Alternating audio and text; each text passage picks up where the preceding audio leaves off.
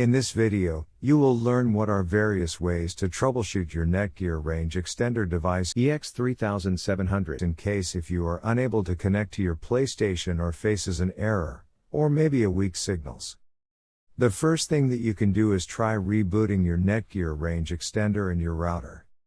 Second, if this does not solve the problem, then try factory resetting your Netgear Range Extender. Or set up your Netgear Range Extender again. The third thing that you can do is make sure that you are using the latest firmware version on your Netgear Range Extender. If you do not know how to update firmware, watch one of our videos on it. Before heading ahead into the video, in case you are facing any issue with your Netgear Range Extender device, get in touch with our Netgear experts. Thanks for watching our video, and do not forget to like, share, and comment on the video, so that you never miss any video from our channel.